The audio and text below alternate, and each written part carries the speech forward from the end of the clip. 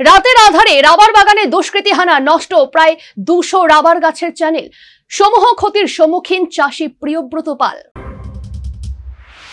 দেশে কেরালার পরেই দ্বিতীয় স্থান অধিকার করেছে ত্রিপুরার রাবার। কেন্দ্র ও রাজ্য সরকার রাজ্যের রাবার কৃষকদের নানাভাবে সাহায্য সহযোগিতা করেছে, আর তাতে উৎসাহিত হয়ে অনেকেই রাবার চাষ করছে।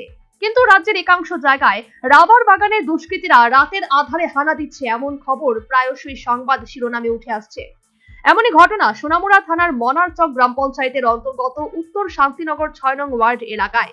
ওই এলাকারই রাবার চাষী প্রিয়ব্রত পাল নিজের যৌথ জমিতে প্রায় 200 রাবার গাছ লাগিয়ে রাবার চাষ করছেন।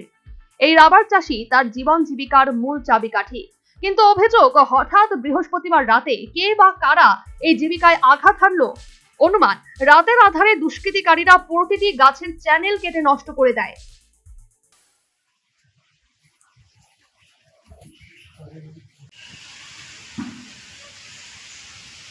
এতে করে এই রাবার মরশুমে আর রাবারের ল্যাটেক্স সংগ্রহ করা হবে না রাবার চাষী প্রিয়ব্রত পালের।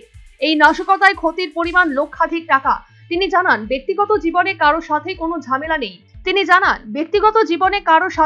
ঝামেলা নেই। তাই কেন এই ধরনের নাশকতা সংঘটিত করা হলো সেটা তিনি বুঝে উঠতে পারছেন না।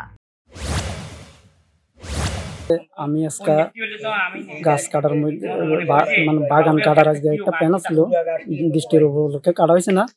হ্যাঁ, আমার এটার উপর নির্ভরশীল একটা খবর কইছে তিব্বত দেব, বাড়িতে গিয়ে খবর কইছে এমনি আমার গাছ মানে কাটতে লেগেছে চ্যানেল। আইয়া দেখি যে পুরো আমার গাছ শেষ। এর মানে 2250 নং বুথ, মনারচক, উত্তর শান্তিনগর, পশ্চিমপাড়া, 6 নম্বর ওয়ার্ড। আপনার কতটুক জায়গা আছে? দুইখানে 200 গাছ আছে আমার এটার উপরে নির্ভরশীল। এটা দিয়ে আমি সংসার চালাই। মানে এখন যে অবস্থা হয়েছে, মানে আমি একবারে শেষ।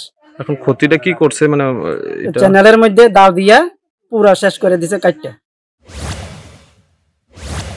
রাগে ক্ষোভে রাবার চাষী প্রিয়ব্রত পাল জানান, সোনামুড়া থানায় সংশ্লিষ্ট বিষয়ে অভিযোগ জানাবেন।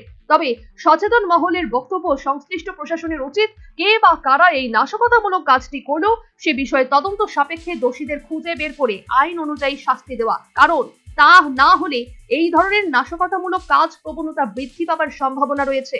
এখন দেখার সংশ্লিষ্ট প্রশাসন এই নিয়ে কি পদক্ষেপ গ্রহণ করে। Bureau report, news vanguard.